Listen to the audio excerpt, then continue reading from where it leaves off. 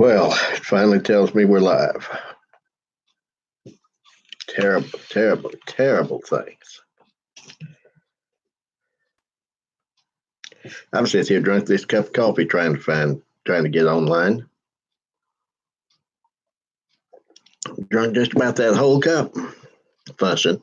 Who'd have thought it? Yeah, well, thank you. We're glad to have you back. I hope we have others that are back. So on a more serious note,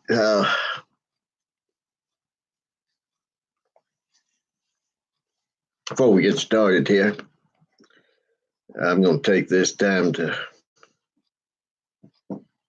thank Brother Loa Rogers in California, formerly of Arkansas, for sending me some copies of the South Washita Association minutes. I attended the South Washita Association a couple of times years and years ago. Thoroughly enjoyed it. I went to some of the churches down there, knew the elders and members.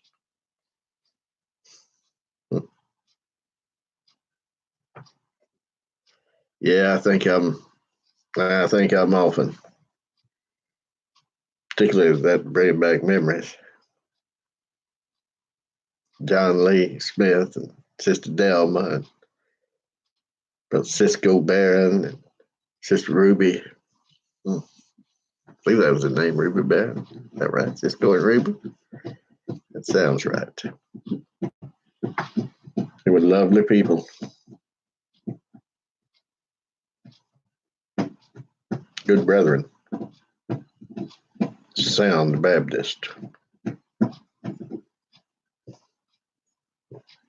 Elder Graydon Smith. Elder David Turner.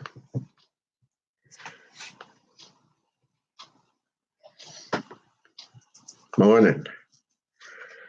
Had a lot of trouble getting online once old Dexter finally woke me up.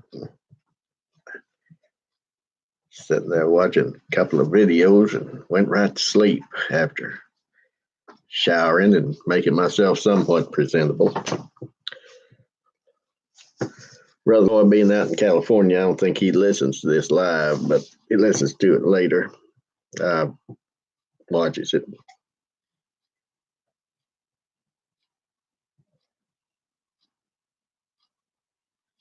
So there we go.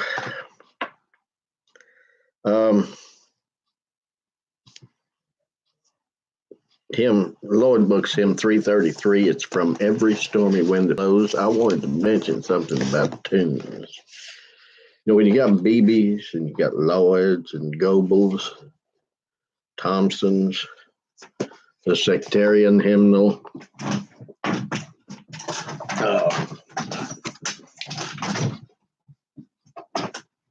they don't have music in them. You sing them to whatever tune you want to, whatever tune you're comfortable with. However, Old Baptist usage varies from area to area. There are certain tunes that are sung in certain areas to certain songs, period. So, excuse me.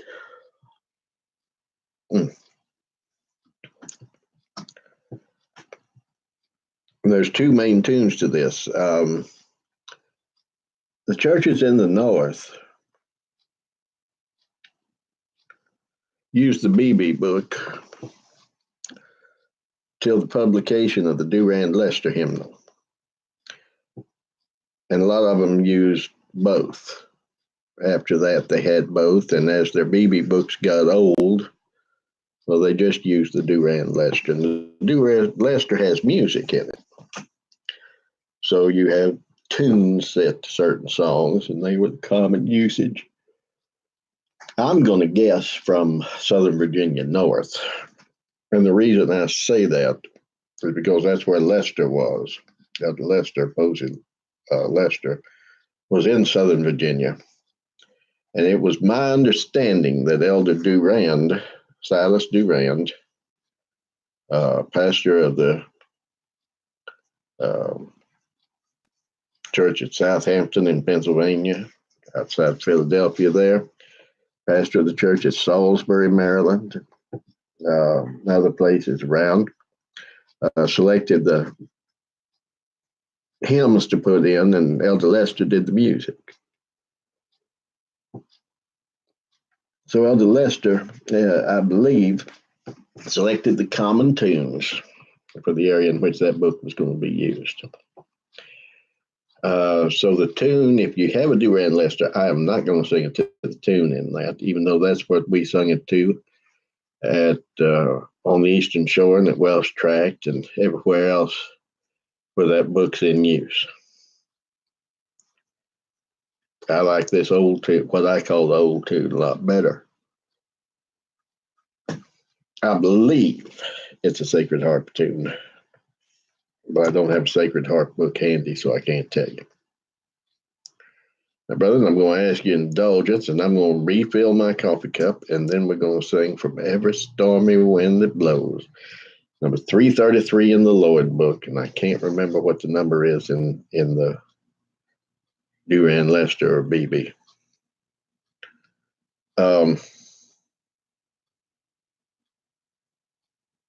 I got something else to say after that about hymns and hymn books.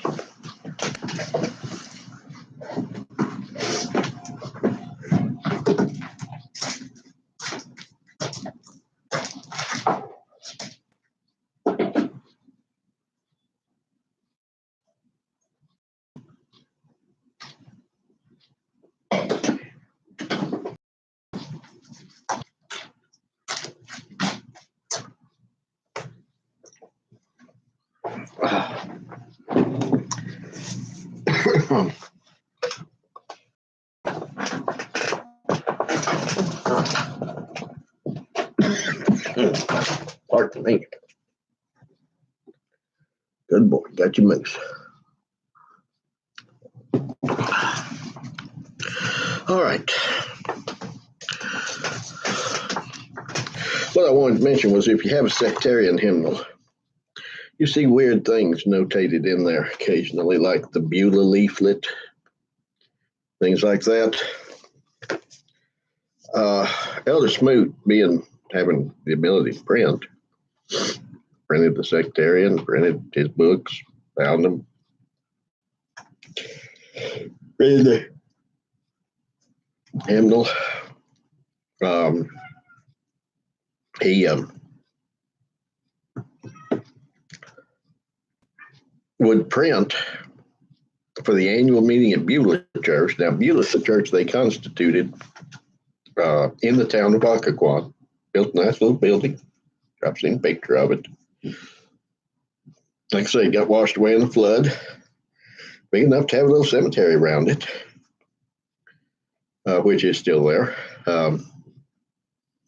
He would print a little leaflet with normally an original hymn by Elder Smoot. They would sing that at the meeting. Sometimes he'd publish it in the sectarian afterwards. Sometimes he wouldn't. Just depends. So I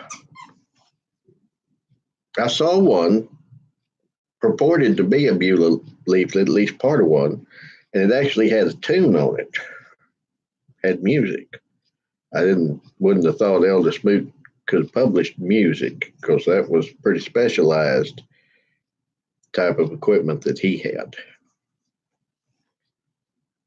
Oh, and I also wanted to mention this, that when talking about the BB book, BB published two sizes of hymnals, the size that we have reprinted, that's the large size, and then there's a small size that's a little smaller than the Lloyd book as far as physical size goes. And Brother Barry, when he came east in the 40s from California, bought the plates for the small size BB book from Elder Dodson, or whichever BB was still alive. I can't remember which now, but had to had to give it up. He never got it. He never was able to reprint it. Seems like, in fact, that went in a metal drive toward the end of World War II, that he had turned those in.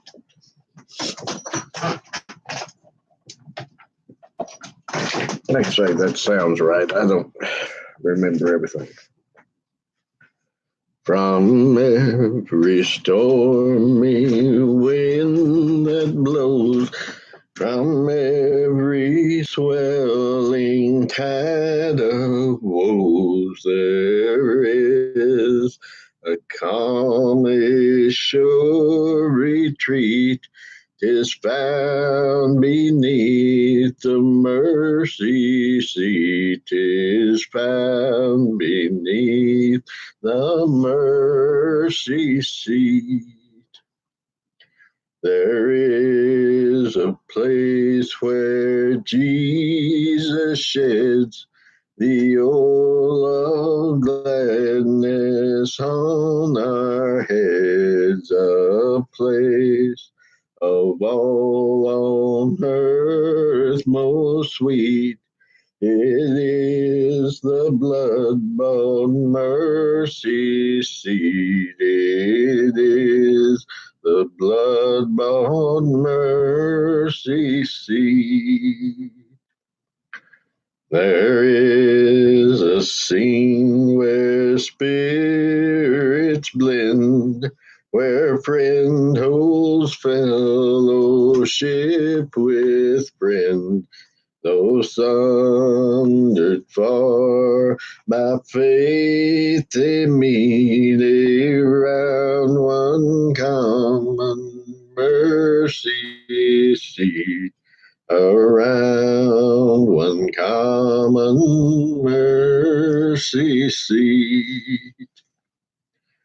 Oh, whither could we flee for aid when tempted, desolate, dismayed? Or how the host of hell defeat had suffering saints no mercy seat. Had suffering saints no mercy seat. There on eagle's wings we soar, and sin and sense seem all no more. And heaven comes down our souls to greet, and glory crowns the mercy seat. And glory crowns the mercy seat.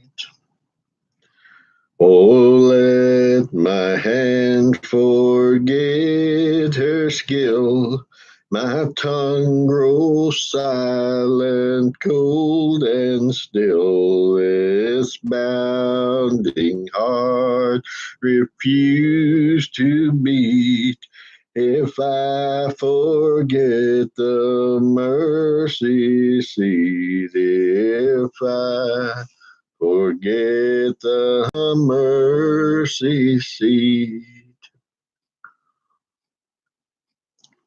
Now, the tune that was sung in the north is really different. I'll give you one verse in it.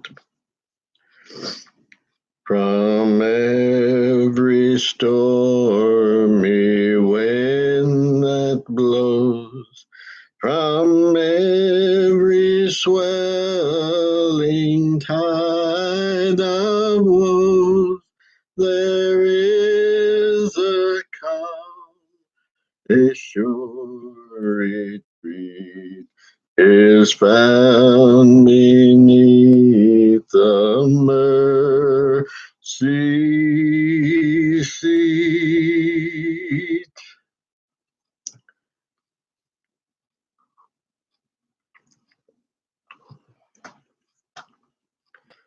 So, oh, the mercy seat. Glorious place. Though sundered far, by faith we meet, around one common mercy seat. Isn't that a glorious thought? Look here, where are we all? If everybody's here, these are what I know. You got New York, you got Pennsylvania, you got North Carolina, you got Mississippi, you got Texas and West Virginia. That's just what I know off the top of my head.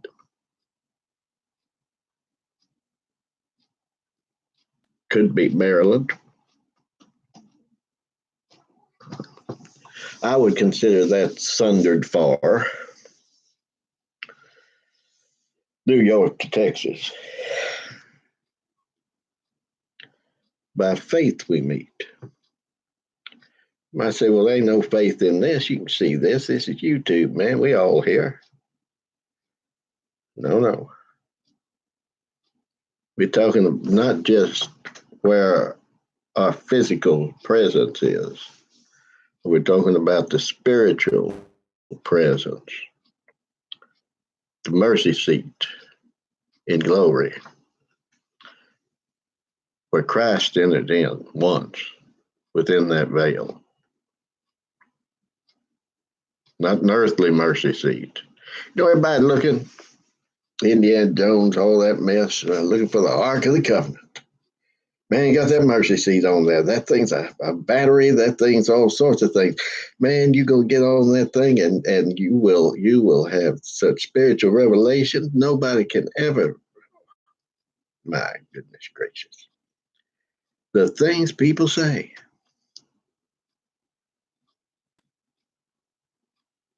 We don't need such a thing. We don't want such a thing. That's the shadow. The substance is come. And let them look for it. You know, them Ethiopic Jews may have it. Them Coptic Christians might have it. I don't know who's got it. I guarantee you one thing. If anybody finds it, it's going to be the greatest idol that's ever been manifested in the world. Probably in the history of the world. Make Nebuchadnezzar's statue look like, I don't know what. Make it look like Lincoln's inscription on a penny. Image on a penny, excuse me, not inscription. All the world will be wondering after it.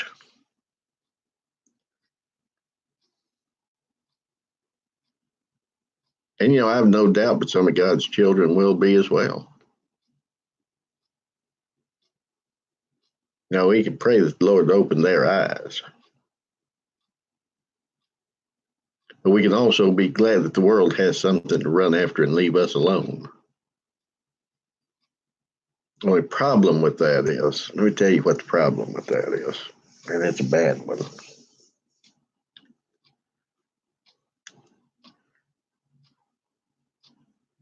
We're going to be like Daniel. Daniel was just trying to be himself, or by himself, alone, pray. He isn't messing with the image of Nebuchadnezzar, is he?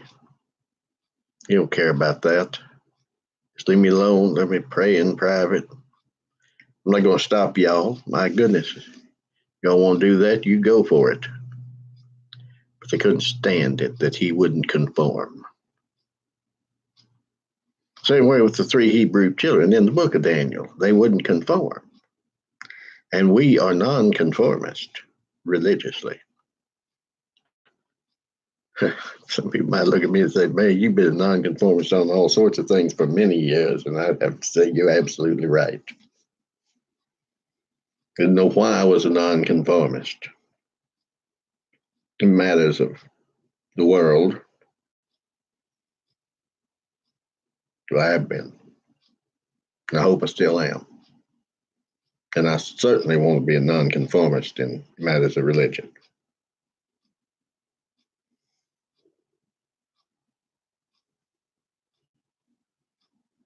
All right, that being said, we're going to look at Ezekiel 30. Before I do, I want to mention this, and I'm going to mention it again before we're done. The Lord wills, Thursday afternoon. Yes, this coming Thursday afternoon. Around 1:30, 2 o'clock. Watch this place if you can. I'm going to do a live stream special one. Continuation of series that's on YouTube here that I've done called History of the Primitive Baptist. And I'm going to take up the Fulton Convention, or it's known as the Fulton Convention in 1900. And we're going to talk about that in its history and in its change in the doctrines of the Primitive Baptist. So if you're around, I appreciate a look-see, because anytime we're dealing with things like this, questions are very good. And I'd like any that pop up to be asked. So yes, Lord willing, that's going to be Thursday, sometime around 1:30 to 2 o'clock. I'll watch this space or the Facebook page, and it will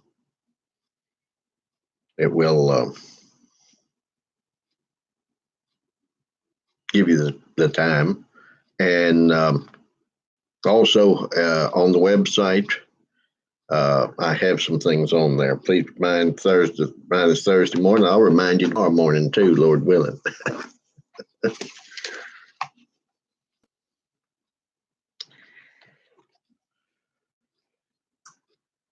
Chapter 30, verse 20 of Ezekiel. We're actually going to get a look at some scripture. And it came to pass in the 11th year, in the first month, in the 7th day of the month, that the word of the Lord came unto me, saying, Son of man, I have broken the arm of Pharaoh, king of Egypt, and lo, it shall not be bound up to be healed, to put a roller to bind it, to make it strong to hold the sword.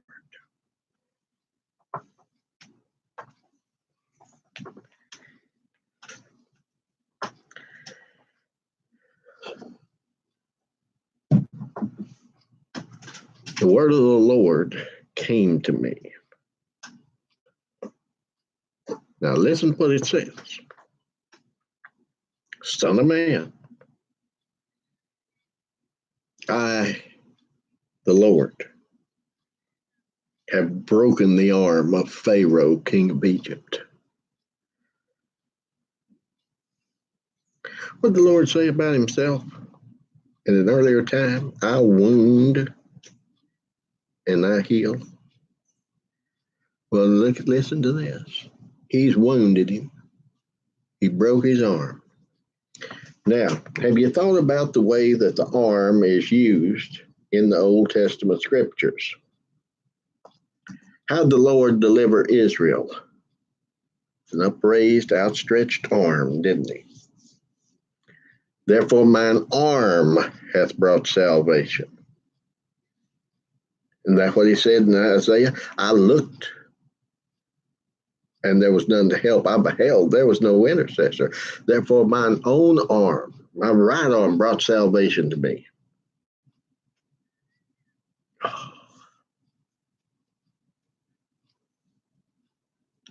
It's a shame to have a needy cat.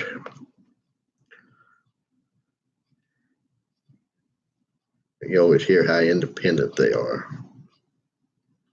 Yeah, you're not, are you? What he's saying here is, I have destroyed the strength of Pharaoh, therefore putting him as ruler of the nation of Egypt for the whole, for the political power, if you will, of the Egyptians. So he's saying, I've destroyed their strength. Pharaoh's right arm is broken. Now listen to what it says.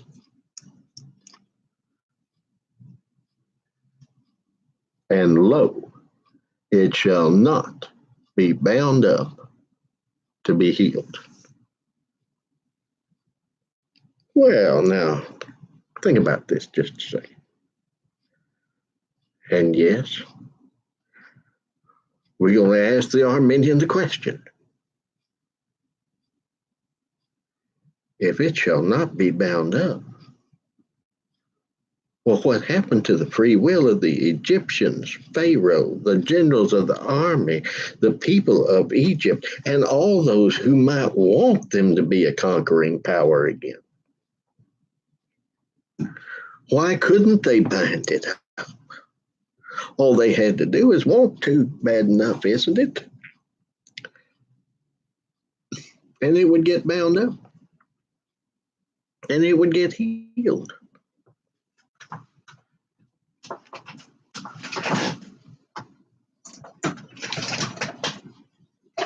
That's one of the reasons I like the book of Ezekiel. Ezekiel shows you what God does and how man is not going to change it. Anytime